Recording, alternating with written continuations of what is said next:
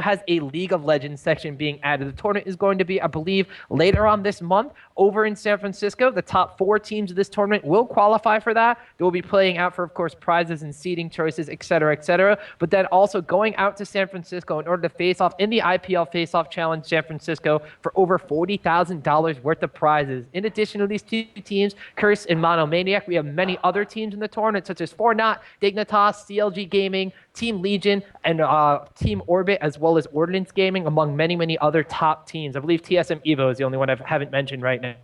So it's a very cutthroat bracket, very cutthroat tournament we have right here, and some pretty awesome prizes for the winner. So guys, we are in the game right now. We see Team Curse is going to be the blue side, whereas Monomaniac is going to be the red or purple side over here. And immediately Monomaniac pinging their own side of the map, telling their team to spread out at the line of scrimmage across the river, Sullla. Yes, one neat thing is because we are on the normal client and not the tournament realm, that means players are on their normal accounts, and we see some interesting skins. I noticed that Elements has that black Alistar skin, which I believe you had to be, in the beta, I think, in order to get that skin, or something along those lines. I believe that that's what it is, so that's one of the fun things. We actually don't get to see this on Tournament Realm. One other point that's very important, Curse has a godly level 1 team right now with Morgana, Alistar, and Nautilis. They are much, much stronger in a level 1 fight right here, so they are looking to fight. Mono is looking to play defensively here right now. If there's a level 1 fight, Curse will very likely be able to win this one. That's one reason why they're invading so aggressively here right now. They have double stuns, they have Morgana's Binding, Alistar's Pulverize, they have Nautilis.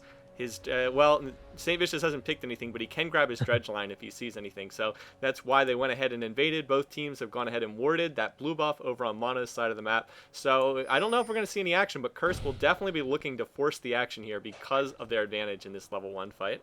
Yeah, last game they decided not to be as aggressive as they are going for this game. This game they immediately went to the opponent's side of the map, warded that blue buff, and then are going to go back to their own. Look at Nidajackie and Cop just making sure they check all the bushes with both of your Q spells. The Phosphorus Bomb and the Dark Binding going to be really great, catching any champions that are going to be in their own side of the river. Of course, they didn't see anybody on Monomaniac side, so they are going to be playing a little bit cautious, but despite so much stuff, wards and action going down at level 1, both junglers are going to get started pretty standard. Nocturne is going to be going for an early red buff and then going towards that blue buff. Meanwhile, St. Vicious' Nautilus in the jungle is going to start at Wolves and go for a blue buff. We're just going to have to see, are they going to try to contest that blue buff after the blue buff of their own has been taken, or are they just going to let it go and just kind of try to keep tags where Nocturne is in the jungle?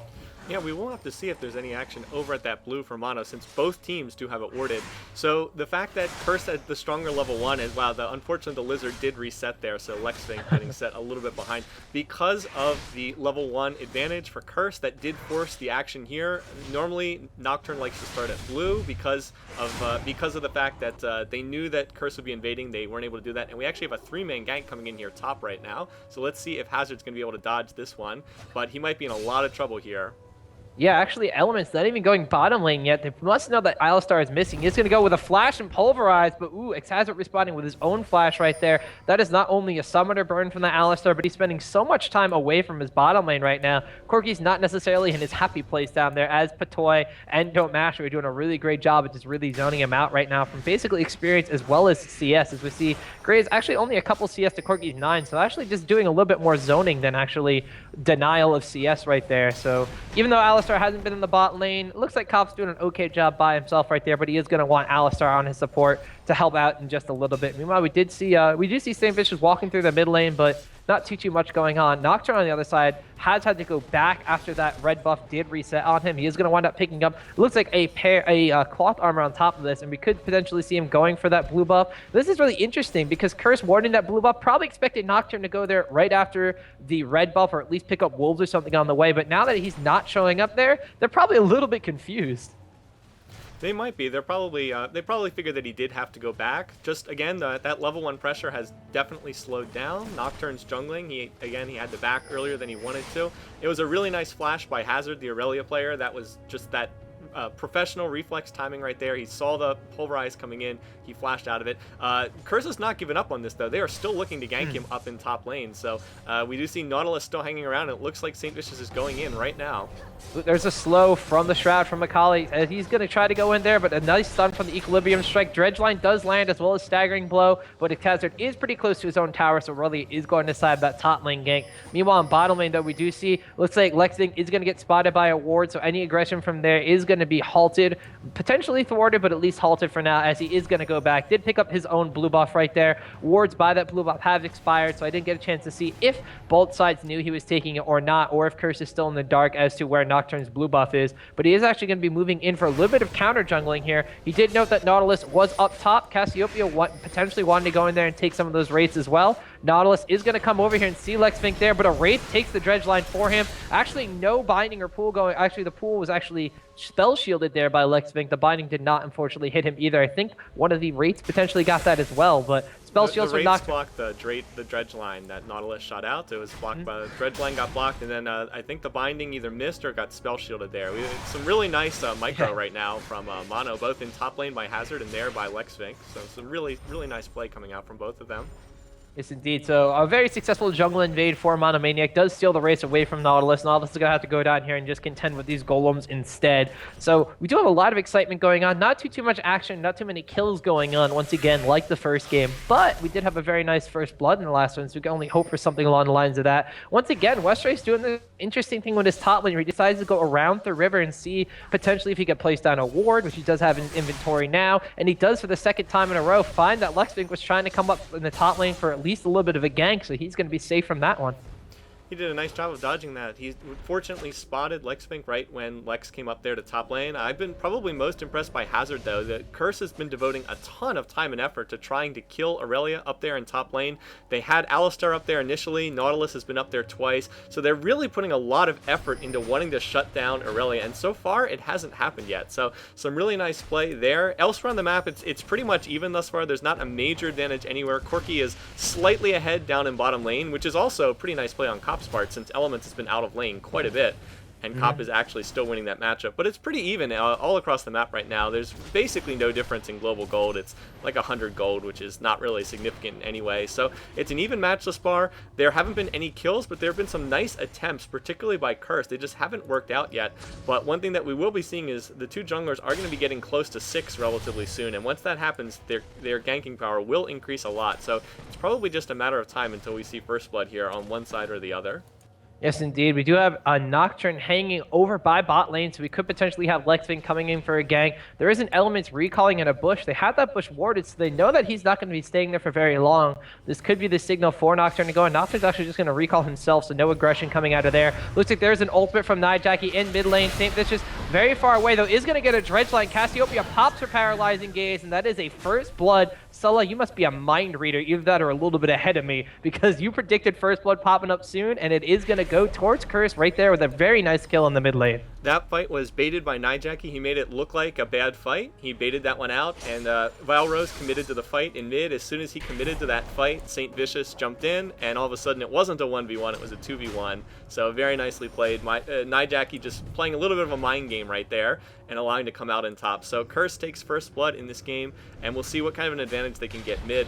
No, actually the kill did go on to Saint Vicious, although that's not necessarily the worst thing. He is actually a little bit behind the other jungler because he's been spending a lot of time ganking, not as much time farming in the jungle. So that first blood actually will help him out quite a bit, because like I said, he can really benefit from the gold and the experience. If you look at the minion count, Nocturne's at 42 to only 26 for Nautilus, so he really does need that kill just to keep pace. We do see a lot of aggression on top lane. Westrace going in onto Xhazard, but Nocturne was close enough in order to get his ultimate off. There is going to be a fear. Westrace looks to be in a little bit of trouble. Xhazard actually going to try to blade surge to minions to try to catch up here. Not going to happen. So Westrace is going to live to see another day, but a nice gank coming in from the top lane from Nocturne. Even if Westrace, I don't even know if he could stick around. He does have a couple health potions. His name Xhazard is very, very low, despite having those double null magic mantle to try to combat the AP damage from Akali right now. But still, a very nice gank in top lane from Nocturne. Didn't work out quite as well as the gank in mid did for Curse, but still giving his Irelia a little bit of breathing room against this aggressive Akali nature. Actually going back in right there. Looks like Irelia is going to pop the ultimate. Akali's popping the Shroud down there. Both champions extremely, extremely low. Xhazard is going to sustain with the Hitan strike off some minions. Akali decides to go back in with her ultimate. Flash is there as well, and another auto attack will take down Xhazard. So Xhazard thought he had a pretty decent fight there against Akali, but Akali a lot more burst than Irelia will have, especially at these lower levels, being able to run in there and take down Xhazard in a nice little clean 1v1 fight, since they were about the same health, Sullla. I'm not sure that Xhazard should have picked that fight, and I realize it's very easy to say that after he loses it, in retrospect. However, he didn't have any mana at the time, and Irelia, of course, is a monolith champ, so not sure that that was the best time to go in and fight without having any real mana there. Oh, wow, almost the blue steal from Nidalee right there. Did not get it. Was actually blocked by the small lizard at the blue buff. Curse actually has almost all of Mono's jungle on the south side completely warded up, so it looked like we might have had a really big fight there, but as it turned out, did not end up happening. They did have it worded they were thinking about going in, but as it turns out, decided not to. Meanwhile, down in bottom lane, we still really haven't seen too much of a difference. Again, Corki has that slight lead, but it's not too significant. He's about 10 minion kills ahead, but that's not really that huge of a deal. It's pretty much even right now. So far, the action has all been mid and top lane, where it looks like Curse has pulled out to a fairly decent lead for this early in the game. They're about 2,000 gold ahead, and again, that difference right now is in mid and also in top lane, where they pulled out ahead. But it's still very even. We still haven't seen... Oh, we actually did see Dragon go down. Uh-oh, we have 3 people in the meantime catching Vile Rose over by his own rage, trying to take them over the wall. Akali coming down from top lane, Nautilis coming from the jungle, and lots of damage coming out. We'll pick up a kill. Meanwhile, in bot lane, we do see Cop is going to fall here. A little bit of aggression here from Graze and Janna. We'll pick up a very clean kill on him. I believe Elements was out warding. Is that what was happening? I was kind of focused on the mid lane, so I didn't see. I just saw on the bottom lane when Corki was extremely low. I didn't see quite how that fight got started either. It looked like they just were able to use Graves' full burst combo. I see the Ignite and the ult off cooldown. Meanwhile, there's a top going on in top lane. Westrice tries to Shadow Dance away, not able to get out, so there is that Nocturne ultimate being used to good effect right there. And those 2 kills really helping out Mono quite a bit. They were down 3-0 in kills, but they're able to pick up 2 kills, 1 in bottom and then 1 in top, and that's particularly going to help them up there in top lane. They really do not want Akali to be snowballing too far ahead, so that's going to help them out quite a bit right here, and there's a lot of minions going to be denied on this tower.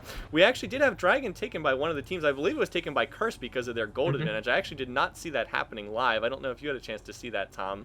I didn't exactly see them take it. I think at the same time they're going in and very aggressively warding up the blue buff. Since they had 3 or 4 members of the team down there, it's potentially when it went down in the first place. Unfortunately, you know, there was a lot of stuff going up top. Didn't really get a chance to catch that one, Sullla, but judging by the gold intake, like you said, Curse Gaming with a Dragon and a kill ahead of Monomaniac has a little bit of a slight gold advantage. It's about 1.5k. It's a lead, but it's not necessarily the greatest lead in the world for Monomaniac to try to overcome. But like you said, those 2 kills really keeping them in it right now. Because of that Dragon going to Curse, they could have had a potentially large gold advantage, but 2 kills coming back-to-back for Monomaniac, really keeping them in this game. Like you said, they are going in locations that they really need. That bot lane is going to have an advantage right now, which is one of the lanes that Curse does not have an advantage in, and keeping that Akali from snowballing into the very, very late game terror that she can be is going to be a goal of Monomaniac this game. And of course, having Westrice on Akali is always going to be extremely intimidating no matter what. We do see Xhazard picked up a pink ward in the meantime, putting it directly in the middle of the lane. So now even if Westrice is going to try to Twilight Shroud to get out of there, he is going to be able to be spotted and could potentially be tagged by Fear or Nocturne ultimate, as Nocturne is once again coming in through the bushes for a potential lane gank over here in top lane. Yeah, we have ganks in top and mid being set up right now. The Nautilus is now breaking back up the top, so it looks like the action is going to come in top next. Westrice very well. I guess he acknowledges the fact that Nocturne may be over here since the nature of Aurelia's play is using that bush constantly to deny vision. Now Nautilus coming around. They're going to get a gank down onto the Hazard, but the next thing is going to come in as well. Depth charge goes off. Aurelia already behind the tower. Looks to me no net worth on anything. It would have been completely different if Nocturne was not waiting in the bushes over there, but because he was there, he is able to stave off his top lane. Unfortunately, Monomaniac's gank is not going to go the way they wanted to, kind of getting counter ganked at the same exact time, and pretty much nothing but even. Aurelia is going to have to go back in this one, but Nocturne is sticking around to basically stave off any extra creeps that will be going against the tower. So pretty much nothing gained or lost in that top lane gank there. Just the flash on Aurelia. It was a nice flash. I think it would have been a kill if Hazard had not flashed back right there. So pretty nicely played. Again, both teams with the same idea, looking to get a kill in top lane. Doesn't quite work out. Right now, Curse's biggest advantage is in mid. They actually have a pretty decent lead right now in middle lane. Nidalee's ahead by about 20, close to 20 minion kills. He also does have 2 assists. It's a little unfortunate for him he doesn't have 2 kills, that he only has the 2 assists, but that's the lane where Curse is furthest ahead right now. If you actually look at bottom lane, the 2 ADs in bottom lane have exactly the same items. They both have Berserker Greaves, 2 Doran's Blades, and a pickaxe. And I guess there's a couple health pots on, don't mash me, but they literally have the exact same items. So that's about as close as it can possibly be. Other than that, the biggest difference is, like we said, it's in middle lane.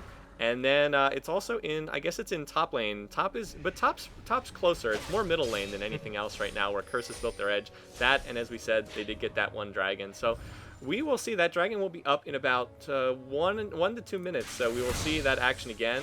And we'll see where the junglers choose to go to make that play. Nocturne ultimate is back up again, so we'll see that it looks as though Mono will likely be trying to make a play with that ult. And now both junglers are hanging around mid once again. We do see a flash come out for Nidalee, but no ultimate or anything is going to be used. St. Vicious does come out of the jungle, and Vile Rose is just going to walk away. We did see Morgana trying to steal the rates away from both Nocturne and Casseopia, so that, like you said, does just speak testament to how much ahead Nidalee is in his lane right now. He does have blue buff, whereas Casseopia does not right now, so that's also going to be a huge factor in the mid lane, as Morgana is going to have a little bit more sustain and a lot more spell spam ability. We do see right here Vile Rose is going to be picking up the blue buff from Lexving, so she's going to be Casseopia is going to be on a little bit more even footing with Morgana in that mid lane. But, you know, aside from the lead we already talked about that Curse has right there, being able to keep up the spell spam and just kind of try to combat any aggression Morgana is going to have, as well as trying to push back the creeps over there. Bottom lane, like you said, not too much is different down here. Graze and Corki keeping pretty much similar gold totals. Perhaps a health potion or two extra on Don't Mash Me is the real differential over there. And then top lane, we keep seeing Irelia and Akali kind of button heads with each other. Both champions deciding to go back and forth, pushing a lane and recalling. The other one pushes lane and recalls. And we do have Irelia actually picking up a Wit's End right here as well. Meanwhile, middle lane over here, we did see Casseopia getting taken down by Nidalee, going through the ultimate and a full rotation of spells, just enough to take down Casseopia. It looked like kind of caught Casseopia trying to come over to meet up with the rest of her team as Curse was going to contest this dragon, Sullla. That's exactly what happened. Nidalee caught the mid player Vile Rose and then just used this full combo with the ultimate, with the binding, with the ignite, with the pool, and that was enough to finish off Cass. Vile Rose did get his ult off, but it wasn't enough damage, and that's going to turn into another dragon for Team Curse. So that a kill like that, once that happens, you really can't contest the dragon. Not if you're slightly behind like that. So pretty significant play. St. Vicious also does have an Oracle on Nautilis. He was clearing out all the wards at dragon, so that's a pretty big play for Curse, because they not only get the kill in mid with Nidalee snowballing further ahead, and like we said, he was already a little bit ahead in that lane to begin with, but they also get the dragon, and now that mid tower is very low, and Nidalee's creeps will probably take this on this wave and the next one, so that's going to be a further gold advantage for Curse. And we've seen this before when we've done games with Curse. They often try to snowball off of that middle lane. If Nidalee can get ahead, he just becomes super strong, and he's one of those players who can easily carry a game on his own. So we will see where it goes from here, but right now Curse is in pretty good shape.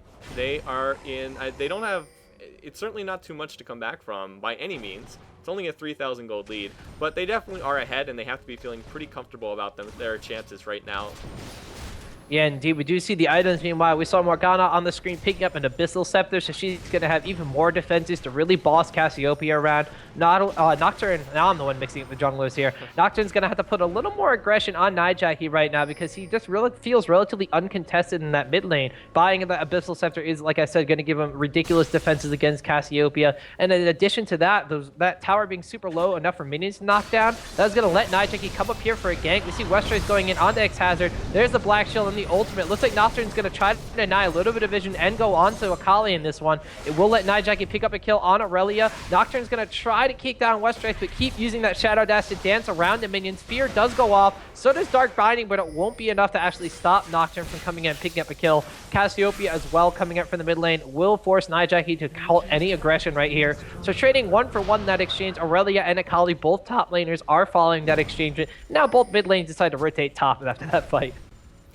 Yeah, 1-for-1, it's not really that bad of a fight for Curse, though. You can see they are going to get middle tower right here as it goes down. The other thing is they did get the kill on Akali, and Akali's one of those champs where, because you want her to get as much gold as possible, if she has to die to get a kill, it's not really that big a deal. She's one of those champs where that's usually an exchange that you're happy to make, just because you want her to get gold and you want her to keep snowballing ahead. We may see Vile Rose getting caught here, though. Going to get hit with a Dark Binding. The Dredge line is going to come out as well, and that's a little bit careless there. Maybe just not paying quite enough attention. He probably could have dodged that binding, but may have just been looking somewhere else on the monitor, and that's really unfortunate. That's the 4th death for Casseopia. There actually is some action in bottom lane as well, but Cop is going to be able to get out of there with a little bit of help from Elements. He was quite low, but does manage to get out. Still, he will be forced away from farming. So anyway, again, the biggest issue in this game, Nidalee 302 for Curse. Meanwhile, Vile Rose is 0-4-0 for Mono. And again, that middle lane has just really been the problem so far in this game for Mono.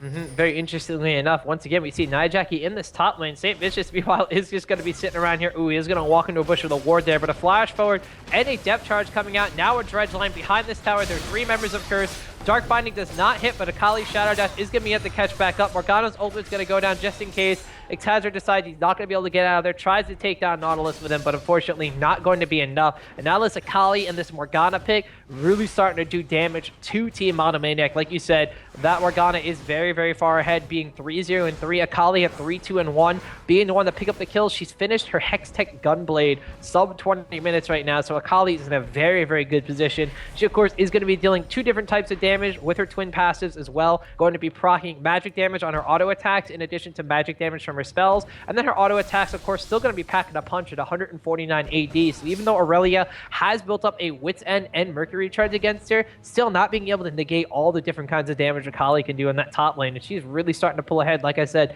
3 kills apiece on her and Morgana. Curse is exactly where they want to be at this stage in the game.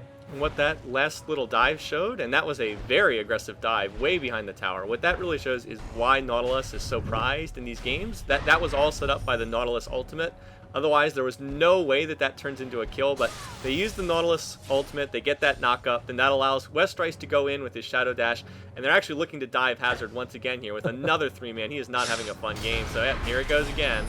Yeah, once again, Nautilus lands a dredge line. Nijaki's coming in on Morgana. Westrice is going to finish off the job with Akali, and another kill is going to be going over there. Kind of funny, right before that gank, we saw that Westrice is hiding in a bush, and the ward had not been cleared out there by St. Vicious, so Minion kind of went up and high-fived him in the face, and Irelia thought that she was a little bit hip to what was going on. Unfortunately, did not see the Nautilus and Morgana coming up from behind them, so once again, they're going to take down a kill, take down this top tower. Westrice currently 4-2-1 with 148 CS compared to Irelia, who is 1-4-1, falling behind by about 25 CS on 124. Now St. Vicious not going to let up this aggression. Elements comes in with a headbutt pulverize after the dredge line lands on Janna. Westrice is going to continue to go on here. Gets pounded by a paralyzing gaze in tower range, though. Getting extremely low. Nijaki's going to follow up with a Morgana ultimate. It is going to land on Casseopia. Spell shield low there by Nocturne. Nocturne tries to go down onto the very low. Westrice will not succeed and actually dies. Nijaki, in the meantime, realizes that he was the only one there against Casseopia, picks up a kill, and walks out from behind the enemy tower and in between the other enemy tower inside the base without dying at all. Now Elements is going to headbutt away Irelia. Xhazard, like you said, not having a very fun time and now being pushed around even by Alistar. That is 2 kills picked up there for Curse and none for Monomaniac. And Curse currently 10 kills to 3 ahead. Looking at the goal counts, 33.2k to 26.6k. Ahead a tower, ahead in the game, and ahead in all the places they want to be, Sullla. Curse made a really aggressive play there. They sent 5 mid, and that's something that you don't normally see this early in the game. 22 minutes. They just grouped with all 5 of their champs, just abandoned bottom lane for the moment, just sent their bottom up to mid along with their other 3 champs, and just really dove that tower, and it worked out quite well for them. Varro's got off a nice Cassiopeia ult. It almost turned into a kill on Westrice, but again, just the fact that they had the advantage in numbers and the fact that they were ahead was why they ended up winning that fight. It did cost them mid tower, and now we're going to have a dragon fight here, though. But Curse is certainly snowballing their way ahead in the game right now. Aurelia's Reverie is popping. A very nice Howling Gale from Janna will halt any aggression from Elements and St. Vicious. They're not able to go in there and steal the dragon, so Monomaniac is going to come ahead by picking up a dragon kill, closing the goal cap even more. Unfortunately, Xhazard caught between a rock and a hard place. Corki Valkyrie's over the wall. Elements on Alistar is going to be given the chase from behind. Xhazard is going to try to wind up killing himself on minion tiers. Corki Rocket going to connect. It is not, so it looks like Irelia is going to be able to get away here and just wind up dying to the tower. Ooh, flash from Corki. No rockets landing, but Westrice recalled and picks up the kill with Akali all the way from the Summoner's platform. So, whew, that was just, like you said, Xhazard's having just bad luck in this game now. That's got to be the worst. He runs all the way into the base, and just when he thinks he's going to get the suicide with no kill credit given, Westrice has recalled and just runs out from the summoning platform and finishes him off with 1 hit. That's got to feel bad. The dragon definitely will help Mono a bit there. It's just, unfortunately, their mid and their top are really weak. It started out with mid being weak. Their top was doing fine. It's just that because mid was losing, mid and jungle went top and just kept 3-man diving over and over again. And again, now they're hitting the point in time where they're just going to be too weak to win these fights, as we see Westrice really diving deep on this particular kill, but not going to be able to get that one on Lexfang. I do want to mention Patoy, the Janna player for Mono, has had some really nice disengages, has used Tornado, has used Janna ult, has avoided dying thus far with that Oracle, and Curse has actually been trying to kill Janna to get rid of that Oracle in these last couple fights, but has had some nice disengages thus far. Unfortunately, it hasn't been quite enough in order to turn these team fights, but still has been playing pretty well, all things considered. Ooh, we see Irelia is popped over here by St. Vicious' Nautilis. They wanted to go in onto Vile versus Casseopia, but are not able to get a good engage. A nice pool was laid down, and Morgana did not want to walk through it, getting slowed and potentially delaying the gank. Was unable to land a Dark Binding. So Vile Rose will get out of this one. Now we have pings going on over by Baron. Like you said, both teams have an Oracle's Elixir. They keep denying each other's vision. St. Vicious is going to go in here, place a ward over the wall, and wind up finding the ward from Monomaniac. So now they know that 4 members of Curse, 5 now as Morgana moves in from the mid lane as well, are just kind of floating over by Baron. Are they going to be piqued in interest to see if they're going to continue doing this? Janna does place a ward over the wall, and they see that no one is there, so they are going to get the back off from the mid lane area, as they know it is a little bit of a bait. Curse being as aggressive as they have been this entire game. If Monomaniac is caught anywhere near that Baron while they are actually not doing it, that is almost certainly going to be an engage from Curse and potentially a lot of kills if Monomaniac is not moving as an entire unit of 5. So very dangerous position right now. The next big fight is going to be over this Baron, if not by the Baron area in and of itself. And Monomaniac, they are behind in this game right now, are going to have to play it extremely smart. Otherwise, it could be lights out for them in game number 1. First, probably not going to do this Baron right now, at least, unless they can get a kill or unless they can see that there's no ward there right now. The reason why they want to bait the Baron is they want to make it so that Mono can't continue farming. The Curse knows that they're ahead in this match right now, so they want to make it. They want to keep forcing team fights while they have the advantage. They don't want to let Mono go back to lanes and keep farming, which is what Mono wants to do. When you're behind like this, you want to be able to sit back and farm, but Curse is going to keep baiting this Baron, forcing them to keep people around the Baron pit so that they can't go and farm, say, that bottom lane or that middle lane. So they'll just try to keep pressure here, try to force a team fight, try to draw Mono out away from the rest of their base. And we'll see if they actually go for this. They may or may not. Yeah, it's just going to depend on what Mono does. Mono is likely going to ward this. We'll see if Curse can get this down. They are doing the Baron right now. There's a ward over the wall. Oh, wow. Westrace going in on Akali, pops the Janna ultimate and everything. He is actually... Ooh, a pink ward comes down from Casseopia. So Westrace is in trouble right here. Rest of Curse still over by Baron. Nocturne will pick up a kill over there, so Westrace is currently down for this fight, and now Curse is going to be the one on the retreat. Down, remember, they can't really contest this Baron or even fake it, but going for it right now. So that was actually a very clutch kill for Monomaniac. That was extremely well played by Patoy. Again, the Janna player, to avoid dying there was really well done. He saves the Oracle, he gets Westrace baited into a bad fight, and the use of that pink ward so that Westrace's Akali can't hide in the Twilight Shroud, really nicely played there.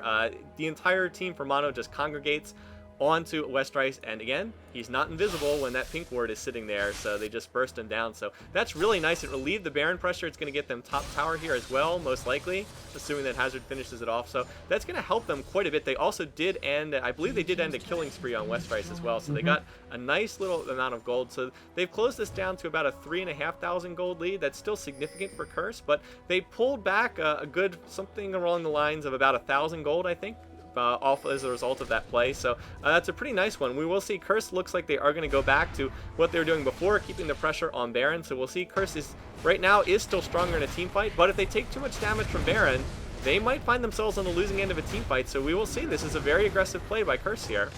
And we're going to see, does Akali do another aggressive play over the wall and potentially go to her own death, or is she going to play a little bit smarter? Like you said, Baron damage already. St. Vicious about 3/4 health. Elements in the meantime at about half health right here. So even if they do get engaged on in a team fight right here, Curse is not exactly 100% going into this next fight. So they're going to have to be very careful about being as aggressive as they have been in the past of this game. We do, however, see Akali has a Giant's Belt and a needlessly large drive. She had those items before when she suicided to her death. Going to be a lot more effective if she's able to fight with the rest of her team in this one, though, especially with Nidajaki here on Morgana already picking up his Zanya's Hourglass in addition to that Abyssal Scepter we talked about earlier on in the game. He's going to have all the different kinds of items he needs to really make that ultimate on him super effective. So we're going to have to see how Curse plays this one out right now. Continuing to walk around the map. St. Vicious has not lost his Oracles. Meanwhile, you said Patoy on Janna from the other set from Monomaniac has not lost their Oracle's Elixir either. So both these teams going to continue placing wards and denying each other wards and playing just an overall map control and vision game. But throughout all of this, you know, Curse is constantly going back and forth right here. They really are contesting this Baron area in mid lane, but in the meantime, Don't Matchy's been able to go down to the bottom lane and farm up a little bit, as well as Vital Rose on Casseopia being able to catch up a little bit in CS, even though, you know, he is at a great disadvantage compared to Morgana right now. 182 on Casseopia. He's still going to be able to finish up a couple items, has a Hextech Revolver and an Abyssal Scepter off of this. So Monomaniac, like you said, they're still down by about 3,500 gold, but they are continuing to farm up their champions and try to keep the course with Curse at this point in time. So not necessarily in a terrible position right now. Curse is going to keep running back and forth to try to deny vision, potentially go for a Dragon down here. But Dragon or Baron fights at this point in time could potentially mean one or the other. If Curse goes for a Dragon, Monomaniac can go for a Baron in response, and they're going to be caught completely out of position. Mono might get caught here by Baron. We'll see. It looks like they're just going to clear out the ward and then skedaddle out of there to the north side of the Baron pit. Curse probably can go get that Dragon if they want to. They're just worried that they might lose Baron if they get caught down there at the Dragon. So we see this a lot of the times in close games. The game kind of stalls out and can be a little bit tedious sometimes. These teams are just sort of baiting each other back and forth. Again, the reason for this is they realize that if they screw up one of these fights and the other team gets Baron, that they stand a really good chance of losing the match. If Mono loses a fight and Curse gets Baron, the match will almost be over for all intents and purposes if that would happen. So they're just being really, really cautious right now on both sides, and that's why we see these warding wars back and forth. So I mean, it's definitely a little tedious sometimes. But again, it's just the teams are really worried about making a mistake and somebody getting caught. And oftentimes that is how these end up getting broken. Just somebody gets caught out of position, and that's that. As far as the sort of relative strengths, the ADs for both teams are very even. Right now, Graves is slightly ahead because he has finished his Phantom Dancer, while Corki is still just sitting on that Zeal. He does have the cloak right there, so he's close to getting that Phantom Dancer. But for right now, Graves is slightly ahead still. It's pretty even. The top laners also relatively even. Akali is ahead of Irelia, but not hugely so, just ahead by a decent margin. Again, the biggest difference is that middle lane. Nidalee's Morgana 405 against Vital Rose's 050. And again, Morgana having that Zanya's Hourglass is really, really going to make her dangerous because she just can't be focused in the team fights. So that's really the biggest problem. Looks like we are going to have a little engage over this blue buff here. And again, Curse is trying to build their lead by, you know, taking Dragon, trying to invade and take these buffs. So we'll see if Mono chooses to contest this or just goes ahead and gives this up to Curse. Looks like they just went ahead and gave up that blue buff. And then they could potentially be getting up this Dragon as well. Interestingly enough, Corki did wind up getting his own team's red buff, and he also has a green pot on him, whereas Don't Matchbe's Graze, no red buff on him, but he does have a red pot. So a little bit extra HP on one, a little bit more damage and attack speed on the other. Taking a quick look at the items, actually Monomaniac over here with Nocturne does have an Aegis of the Legion, whereas taking a quick look at the support and the jungler from Curse, there is no Aegis of the Legion for them. So a little bit of statistic buffs on Monomaniac's side. But one thing that Curse does have that Monomaniac does not is the Frozen Heart on Nautilis. So if we get into an engagement, you know, there are pluses and minuses for both sides, no matter what is going to happen. But it is going to come down probably to the next big team fight, whether it's over that Baron buff or something like that, a global objective on the map, or if it's over by this tower over here. Both teams are going to be in a very, very interesting spot regardless. Of course, Curse right now, a little bit of the better poke on their team. Of course, they have Casseopia and Nocturne on the other side for a little bit more of the Q poke, but they do have Corki, who is one of the best poking champions in the game, in addition to Morgana with the Pool and Dark Binding, continuously going to be able to poke and clear out minion waves before they even leave this tower area. So Curse now going with the contesting from Baron and contesting Vision to the laying siege to the defenses of Monomaniac. So, like you said, very interestingly enough, how these games kind of start to stall out at this point, but one decision by one team could really affect the entire outcome of the rest of this game. So both teams want to be extremely cautious right here.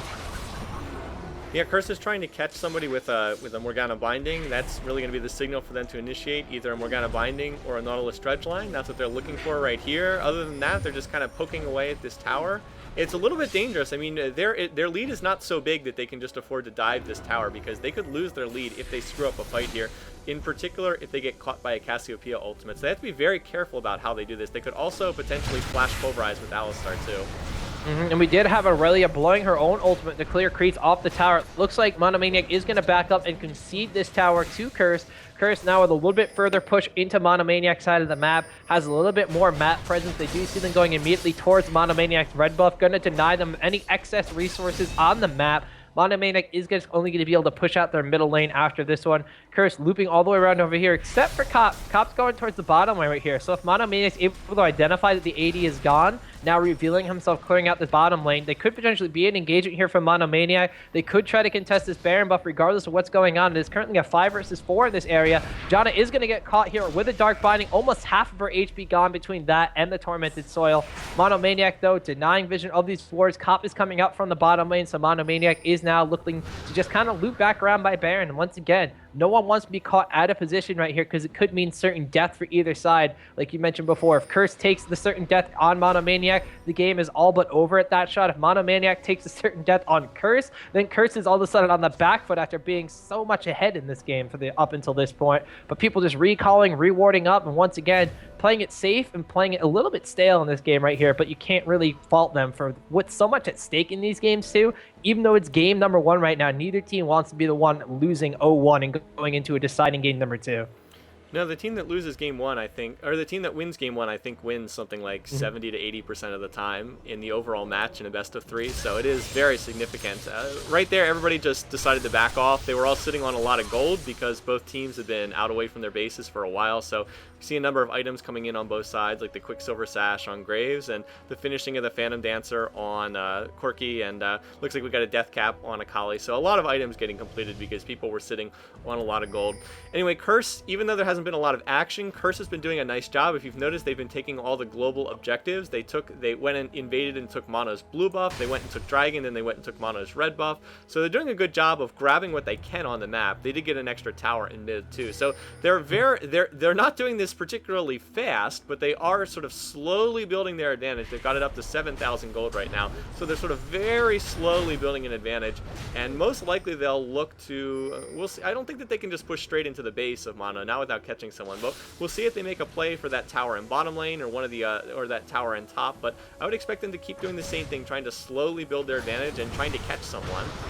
Ooh, they almost caught Graves over the dredge line, but is able to quick draw away. There's going to be a Dark Binding and a Tormented Soul going on to Nocturne, so continuing to poke and prod, harass away on these champions. You could potentially see Curse once again laying siege to the middle tower of Monomaniac. If Monomaniac is going to decide to engage on this one being the inhibitor turret or back off and let Curse have it, is going to just be decision of that. We did see poking going on for almost a full minute and a half before, so this could be a little bit of a while before we get a lot of action going on here. But like you said, Curse, they don't seem like they're doing too much, but they are slowly garnering their advantages for them, continuing to push down into Monomaniac, giving them into a defensive posture. There was a dredge line there, Onyx Hazard, but like you said, Patoy and Janna doing a great job of disengaging for his team. Howling Gale knocking Nautilus up into the air, did not let the dredge line pull him all the way to Irelia, so the rest of the team is not able to follow up for an engage right there. Curse continuing to do, as you mentioned before, Sullla, denying any sort of resources to Monomaniac, going in here and taking away the blue buff. Monomaniac's going to take a little bit of chance to go in here and start clearing out wards, maybe warding up for their own and pushing out that lane a little bit,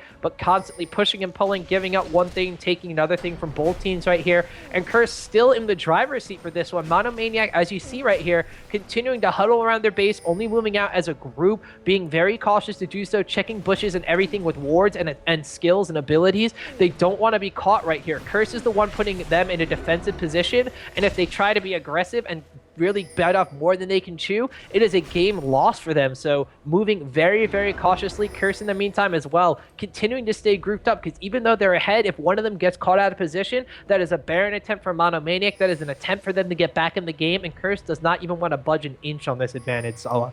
I'm not sure I've ever seen one Oracle clear as many wards as St. Vicious had in this game. He's had it literally since like the 10-minute mark, and they have cleared so many wards with this. Anyway, Curse is trying to bait out a fight right here. Oh, they're gonna not hit on another binding there, so no action, unfortunately.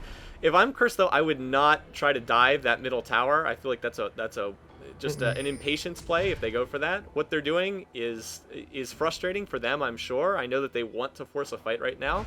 Mono is doing a good job of not giving them an engagement, because they would likely lose it. So as frustrating as it might be, Curse does need to keep being patient here, and eventually they will catch someone with a binding or a dredge line or a flash pulverize or whatever, something. They need to just keep baiting this Baron and keep pressure on it. Looks like they're finally going to go for it right now, but I believe Janna does have another ward, so we may finally see some action here. Nope, there's a ward over the wall. They realize that Curse is going to be doing this. Curse, once again, going to clear out the wards, and there is going to be no big major team fight, although there is a little bit of skills being thrown back and forth. Looks like they are going to continue to try to pressure this Baron and pressure Monomaniac, going ever closer into those range of those Dark Bindings. Nocturne still at mid lane, is in ultimate range. Of course, a Dredge line barely misses an engagement there onto Monomaniac. And Curse right now getting their own resources, making sure that Monomaniac isn't able to take those global objectives to try to get themselves back into this one.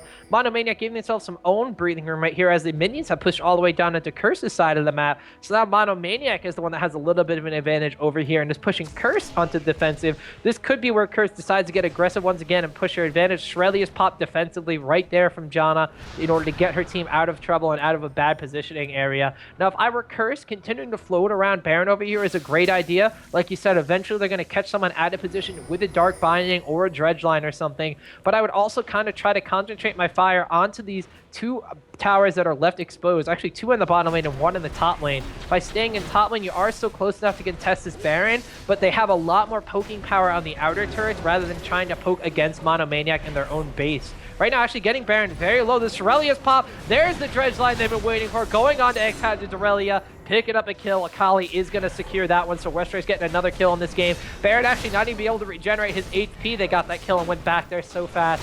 Curse, that was the initiation they were waiting for. Graze cannot steal that with an ultimate over the wall. Nocturne flashing in way too late as Lexing is going to die. Two cops Corki right there. So there was the two kills that Curse needed. Breaking the silence, going on the aggressive with the Baron buff. Now this game is all but there is to push out into the mid lane now. Well, the floodgates finally open after minutes and minutes on end of waiting and waiting. What set that up was neither team had any wards left, and Janna actually had about 7 or 8 wards, but actually used every single one of them. And then once all the wards were gone, Curse just started Baron, and that was one time where Mono did not have vision, and so they just had to face check, and X-Hazard was the one to face check, and you saw what the results were. He got caught. There was a flash initiate from St. Vicious. It caught him, and that finished him off, and then they were able to turn that into Baron.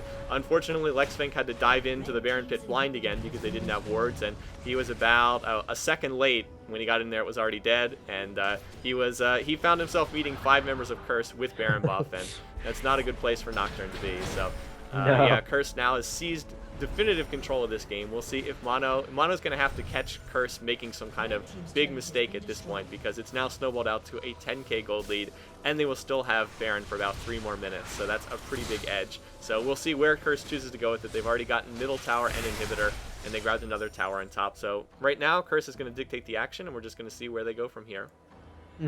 The aggressive nature of Curse only has me thinking that bottom lane is the next target. There's still 2 towers up in there. I can only imagine that frustrates the members of Curse. So potentially, as we do see here, Corki and Morgana with Nautilis support going immediately into the bottom lane. Akali's going to walk through the jungle over here, potentially see if there's any minions for her to pick up kills on there. Akali already, like you mentioned, Death Cat before, picks up a no magic mantle in addition to her giant spell. So maybe actually we see here Chain Vest as well. So she is going to be going for her Guardian Angel. That is probably the next item. Ooh, Monomaniac picking up a dragon right here, going a little aggressive knowing that Curse went back even though their mid lane is pushed out. But as we said before, with that inhibitor down, that is a naturally pushing mid lane for Curse. They don't have to worry about that too much right now. And as I said before, angry at the fact that towers are alive on the map, Curse immediately goes into the bottom lane, even popping the Shirelius to try to contest this blue buff here. Unable to deny that one from Vile Rose's Casseopia, but still, 5 members of Curse living strong on the bot lane. This tower cannot be up here for very much longer. Patoa, you haven't died yet, and I suggest getting out of there if you want to keep it that way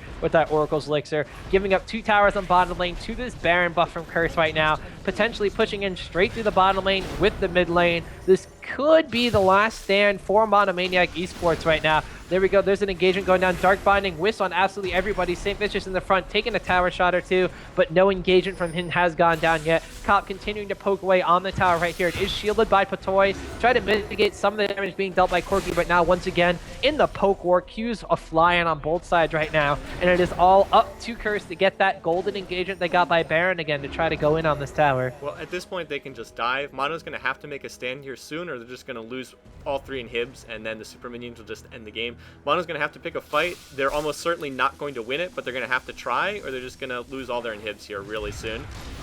Oh, looks like there are minions taking the tower, so there's going to be enough elements going in already. Does not get any headbutt or pulverize off, though, just taking damage. Nocturne popping an ultimate. Looked like he wanted to try to dive on an AD for Monomaniac to go in there, but the rest of Monomaniac not on the same page. They decided to pop the Nocturne ultimate, but not go in on it. So Nocturne ultimate is down. Alistar did go in there. Don't know if Elements is actually baiting there or not, but he actually did not use any skills besides his heal. So he just kind of walked in, threatened the headbutt pulverize combo, and actually popped the Nocturne ultimate on that one. So pretty good idea from Curse there. Now just kind of poking and prodding. There's the dredge line onto Graze. There follows up all the skills. Depth charge, pulverize, headbutts, everything going up. Very nice reposition from the ultimate there. Casseopia ultimate lands on Elements, but he did pop the ultimate, so he's not taking too much damage right there.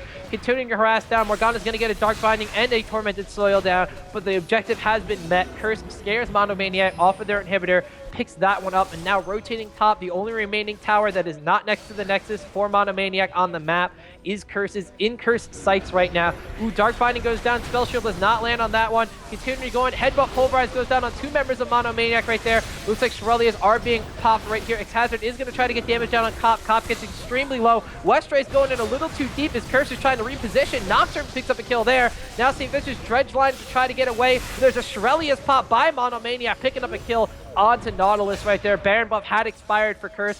Elements now kind of caught out of position right here with an Equilibrium strike. Continuing to go down, headbutts away Irelia, but the poison damage from Casseopia, the aggression from Irelia, going to wind up picking up a kill there as well. So they lose an inhibitor. Of course, that is never a bad thing. They also lost, or never a good thing. They lost the tower on top of this all, but Monomaniac picks up 3 kills on Curse and gives himself a teeny bit of breathing room. I don't know. If I were Monomaniac, I might have lost my inhibitor, but I probably couldn't have expected that to go any better for me.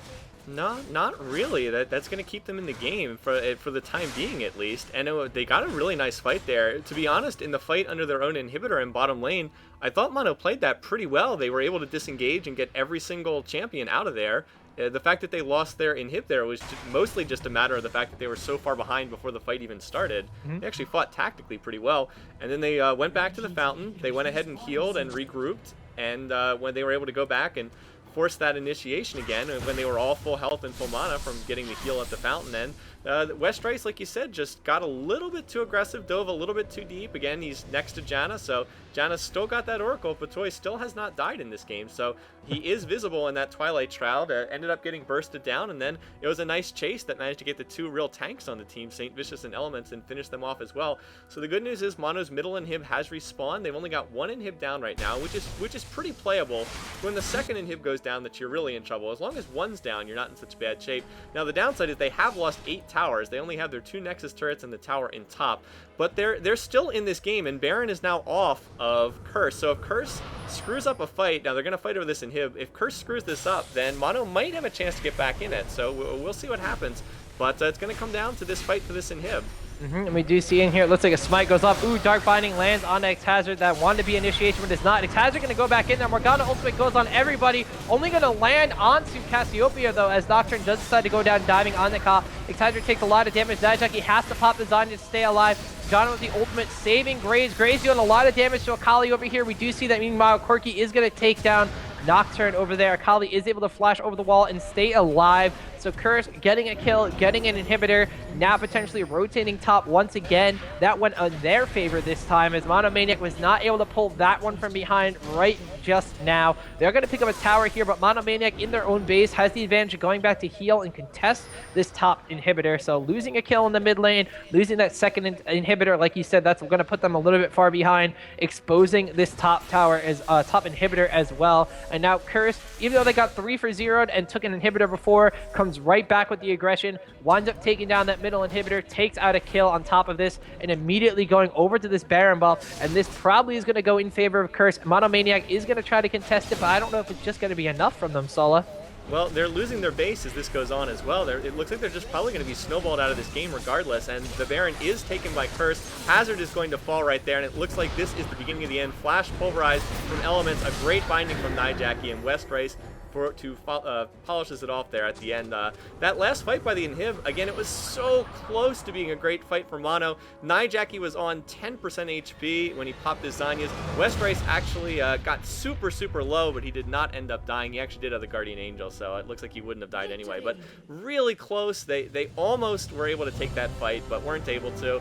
And then there at the end, the super minions were destroying their base anyway, so it didn't matter. Even if they got Baron, that was over. So Curse just snowballed him out of the game, especially when they took that Baron. So nice game. Let's see what we get in game 2 here. Yes, indeed. Ladies and gentlemen, that was game number 1 only.